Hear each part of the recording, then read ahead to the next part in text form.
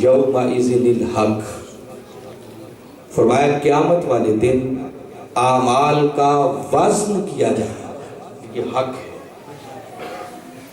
اور یہ بات آپ نے سن رکھی ہوگی کہ قیامت والے دن ہمارے اعمال کو تولا جائے گا۔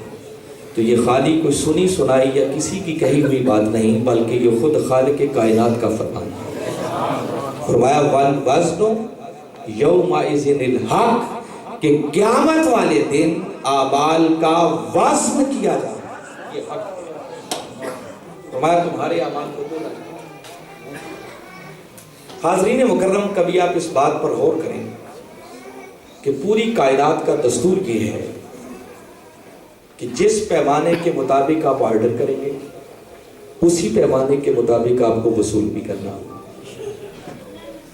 یہاں کا تو مجھے معلوم نہیں، پاکستان میں چلے جائیں تو آج کل کنوؤں کا موسم ہے، وہاں پر کنو تول کر بھی بکتے ہیں اور بعض شہروں میں درجنوں کے اعتبار سے گن کر بھی بکتے ہیں، ہے نا دونوں پہلے۔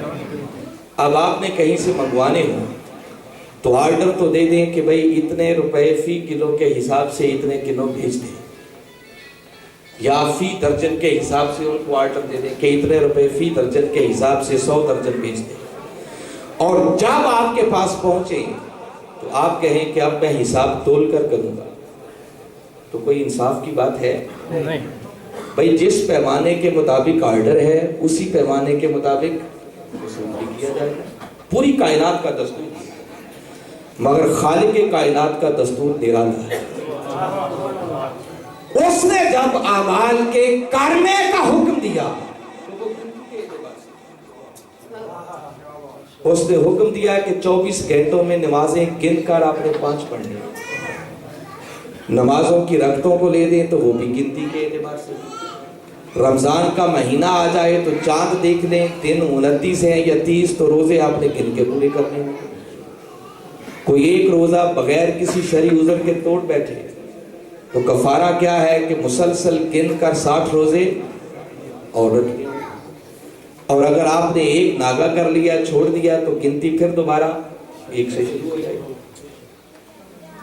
حج زندگی میں ایک مرتبہ کرنا فرض ہے، وہ بھی گنتی کے اعتبار سے ہے۔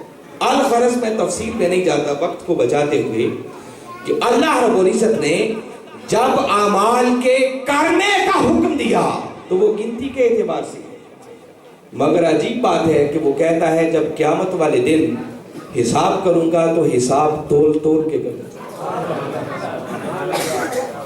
وہ خالق ہے، وہ مالک ہے، کوئی اس سے پوچھنے والا نہیں ہے، جیسی اس کی مرضی ویسی کرے، کسی کو دم مارنے کی مجال نہیں۔ مگر ہے بڑی حیرت کی بات کہ آرڈر وہ گنتی کے اعتبار سے دیتا ہے، مگر کہتا ہے جب قیامت والے دن حساب کروں گا تو حساب۔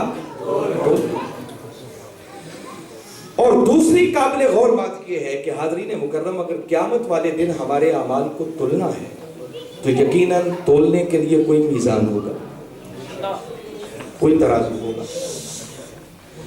اب بار بار میری گفتگو کے اندر ایک لفظ آئے گا میزان، ایک ہی بار اس کا معنی سمجھ لیں۔ میزان کہتے ہیں ترازو کو، المیزان الذی یوزن بہ، میزان اس آلے کو کہتے ہیں جس کے ساتھ کسی شے کو تولا جاتا ہے۔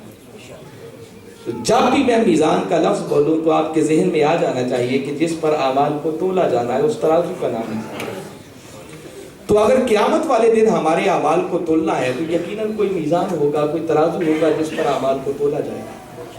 اور اس سے بھی اگلی قابل غور بات یہ ہے کہ اگر قیامت والے دن کسی میزان پر ہمارے اعمال کو تولنا ہے تو کیا وہ میزان اللہ نے اس دنیا میں ہمیں اس جگہ پر بھی دیا ہے یا نہیں دیا ہے؟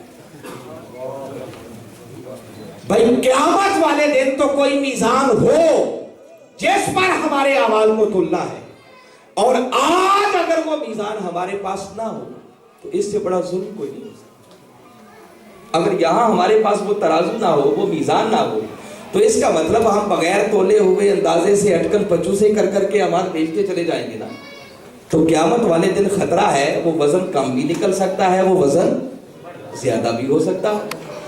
تو عدل کا تقاضا یہ ہے کہ جس میزان پر قیامت والے دن ہمارے اعمال کو تلنا ہے، ضروری ہے کہ وہ میزان اس دنیا میں بھی آج ہمارے پاس موجود ہے۔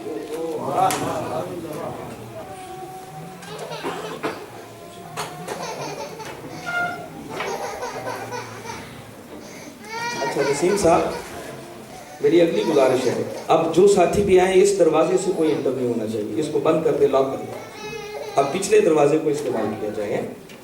وجہ اس کی یہ ہے کہ جب ایک ساتھی بھی سٹیج کی طرف کوئی موومنٹ کرتا ہے تو سب کی توجہ